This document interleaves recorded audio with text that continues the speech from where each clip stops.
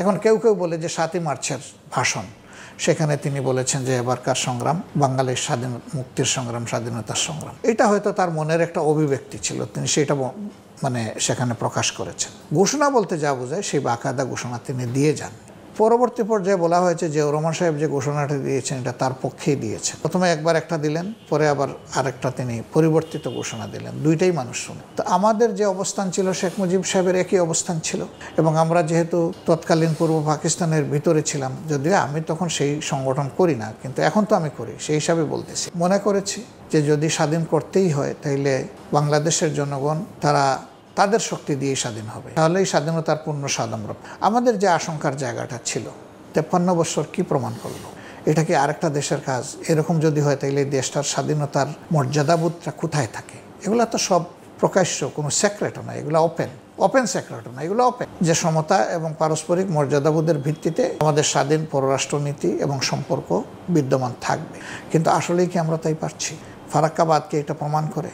তিস্তার সমস্যা এখনো সমাধান হলো না, সেটা প্রমাণ করে। অভিন্ন নদীগুলোর নদী শাসনের একক এখতিয়ার ভারত অ্যাপ্লাই করছে, এটা কি প্রমাণ করে? টিপাইমুখ বাঁধ নিয়ে দেশে আন্দোলন হয়েছে, এটা কি প্রমাণ করে? এটা কি আমাদের বন্ধু রাষ্ট্রের পক্ষ থেকে আমরা এরকমই চাই? এবং শেষ পর্যন্ত ফেলানির পরিবার একটা ন্যায় বিচারও পেল না, তারা হতাশ হলো, চরমভাবে বঞ্চিত হলো। আশঙ্কার জায়গাগুলো থাকার কারণে জামাত ইসলামী তখন হয়তো তারা সিদ্ধান্ত নিয়েছিলেন যে এক পাকিস্তান থাকুক, আমরা ভিতরে থেকেই লড়াই করে আমাদের অধিকার আদায় করব। ফুঁসে উঠেছিল, মুক্তিযুদ্ধ অনিবার্য হয়ে উঠেছিল। সেই মুক্তিযুদ্ধ হয়েছে, দেশ স্বাধীন হয়েছে। স্বাধীনতার পর থেকে প্রিয় জন্মভূমিকে স্বাধীন বাংলাদেশ হিসেবে আমরা আমাদের হৃদয়, আমাদের কলিজা দিয়ে, ভালোবাসা দিয়ে আমরা কবুল করেছি। সেই সময় আমাদের চিন্তা পরাজিত হয়েছে, আমাদের সিদ্ধান্ত পরাজিত হয়েছে।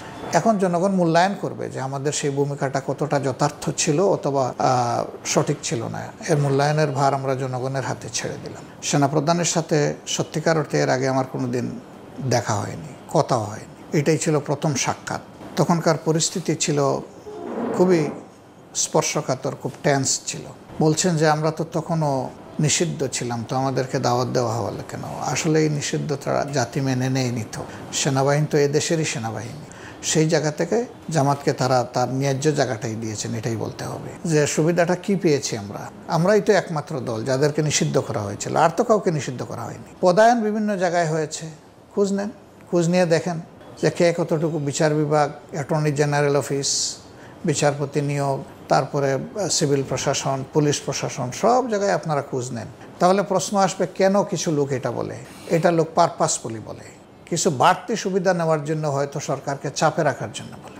এটাকে আমরা ফেয়ার প্র্যাকটিস মনে করি না।